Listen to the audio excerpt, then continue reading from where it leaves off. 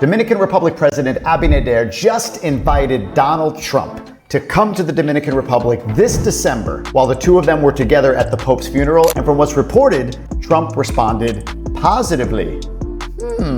So, is the Donald making his way down to the Dominican Republic? I'll talk all about it, including what it means on a bigger picture level in this video. The Summit of the Americas is a conference that's held every 3 years, starting in 1994. So there have been 9 of them, I think, so far. And it's essentially like a G20 summit for the Western Hemisphere. So North America, South America, and the Caribbean. Each one of these is hosted in a different place, most in the United States, but it's been in Trinidad, it's been in Chile, and other places. And this year, it was decided that Punta Cana would be the host of the Summit of the Americas, which is a big deal. Here's a little context. When Trinidad hosted this years ago in 2009, within 1 year, they increased trade with the United States by over $1.5 billion and over 20% increase because of the topic, discussion, and the agreements made during this specific event. Countries that are selected to host are selected because of the progress they've made economically and politically, and because they've become very big, viable trade partners and allies of the United States. Since this event started, the U.S. sitting president has attended each and every one of the Summit of Americas. Well, except one. In 2018, Trump sent Pence. Now, this conference's theme is around immigration, energy, and trade. All things very interesting to Trump, so there is a chance he may come, and with the invitation of the Dominican president, maybe it increases. But there's also a chance he sends J.D. Vance or Marco Rubio. On this topic, I need to go on a quick rant. Let me change to my rant angle. All right, the mere mention of Trump's name gets some people really weirded out. This is a disease of America right now. People don't align with value and ideology, they align with political figure. And then because they do, they want to place that on me by dissecting and trying to figure out, what does he mean? What is he saying? For example, I'm going to share this. Some years ago, I was invited to be a guest at a Major League Baseball team at the invitation of the owner.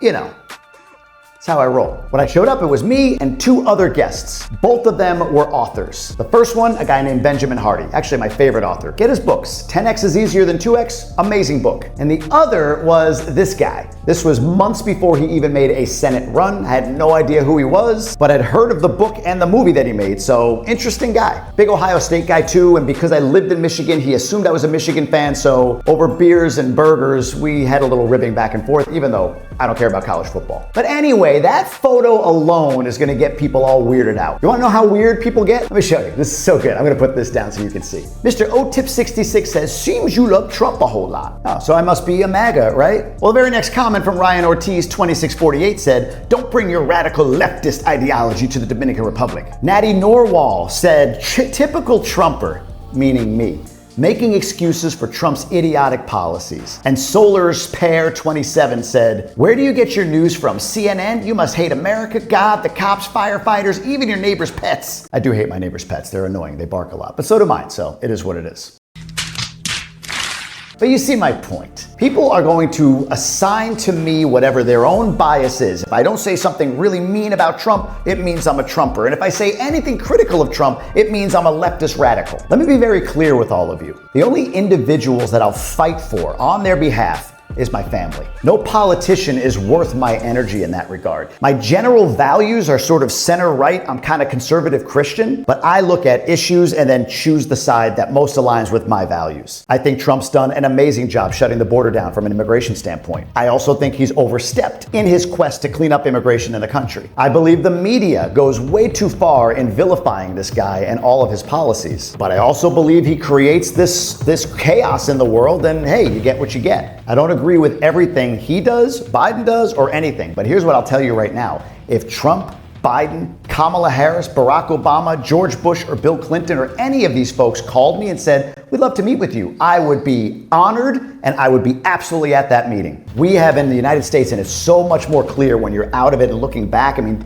definitely, I'm an American. I participated in all of what you're feeling right now. This alignment with a human as opposed to an alignment with values, and then choosing which ones align with you. The right wing is going to defend Trump no matter what he does. That's stupid. The left wing is going to vilify Trump no matter what he does. That's stupid. Be your own human being. And if you need to label me, the comments are right there below. I appreciate the engagement. It gives the video reach, so thanks for the help. All right, done with the rant. Let's talk about everything else. All right, so the summit happening here in the Dominican Republic happens at a crucial moment for this country. There's been a lot of news, and I've done some on this channel, about manufacturing moving from China to DR, about rare earth element agreements being made between the United States and the Dominican Republic to the tune of potentially $11 billion, or almost 10% of GDP annually. DR, right or wrong, is still a lower cost labor environment. It's tax friendly, it's democratic, it's close to the United States, and it is an ideal trade partner. And we happen to be, and I believe, my desire to put content out about DR in this moment, this time, is just aligning the universe on, man, this country is in a moment here. It's in a space of extreme potential growth if it does things right. And I just happen to dip in at the right time and see what's going on here. This isn't just a summit. This is one more piece of validation that the Dominican is stable, it's growing, and it's ready to step onto the world stage. I mean, heck, even recently, as I record this, there's been some turbulence with the economy of the United States, some drops for a month in tourism's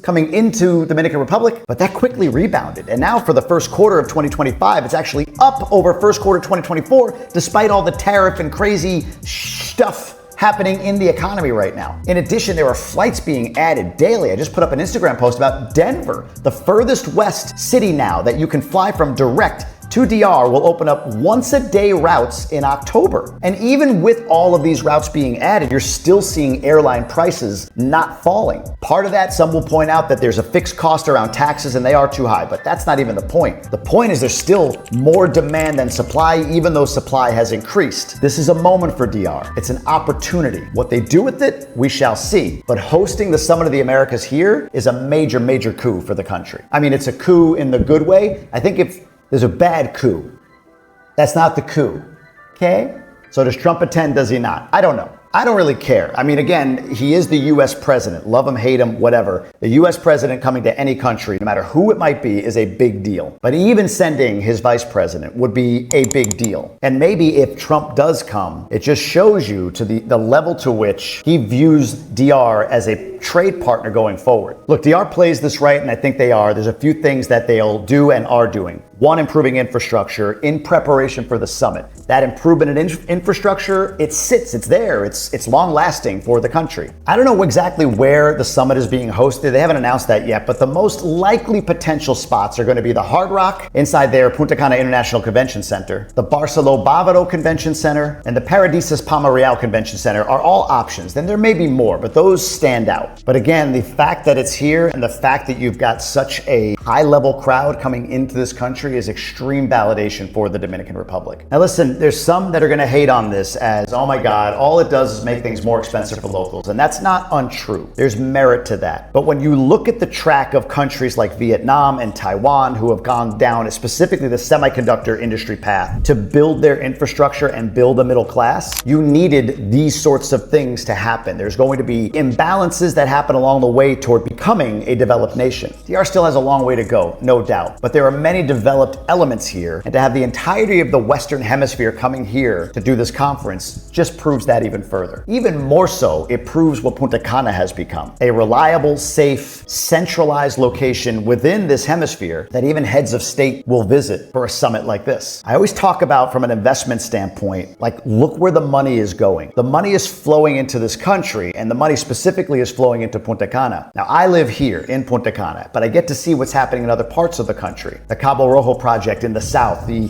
Punta Bergantin project in the north, the development of Santo Domingo into a cosmopolitan, well-developed city. And along the way, you've got some incredible setbacks as well, most notably the Jet Set nightclub collapse. That calls into question construction and everything else. People get really nervous about it. Justified. That was awful. It is awful. What I'm saying is the Dominican Republic is in a moment. What do they do post Jet Set? Are construction standards elevated? What do they do on the Haitian border? Are they able to maintain and keep control of that border the way they have so far? How do they handle Haitian deportations? Are Haitians able to pay their way back into the country by just bribing officers? Those are historically the issues. And now you've got a country that's saying, hey, we've got the potential to enrich not just the elites, they'll always get theirs, but also to enrich a middle class and build something that's not been here previously. Everything is true until until it's not true. Meaning people who feel like DR is the same thing it's always been 30, 40, 50 years ago through today, and all they are is corrupt, and all they are is this, and all they are is that. Your eyes aren't open to the progress. Those of you, maybe those of us that are a little too positive about Dominican Republic, our eyes aren't maybe as open to the stuff that's held DR back historically. We want to believe in what's happening right now. And I don't know. I think that's a better way just to live life. I'd rather believe and be cautious. So when you're talking about investing in a place like this, it's still a speculative investment. You wouldn't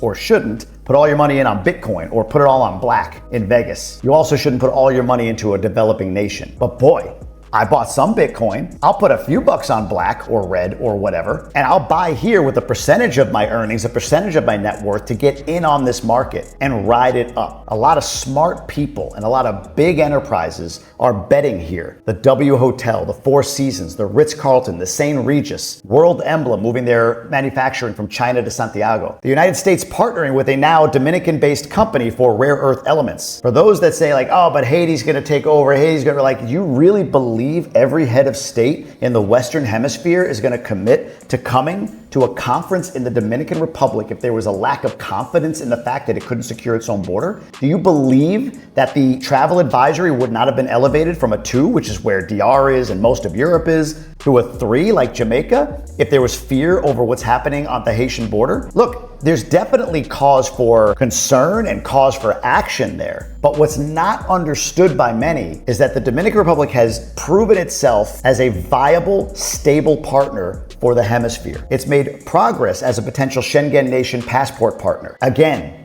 DR's in its moment. We'll see what it does. We'll see what it does. Listen, a lot of people are asking for a one-on-one time consultation. I do have a consultation call. The link is down below in the description, along with many other links to different partners and referrals I can make to you if your objective is to buy real estate down here in the Dominican Republic. Now, let the comments roll with how I'm too MAGA or I'm too leftist or I'm somewhere in between and I'm too confusing for all of you because you need to be one or the other. I don't understand life if you're not a Trumper or an anti-Trumper. Sorry to confuse you. I'm a me guy. Deal with it, and I'll see you on the next video.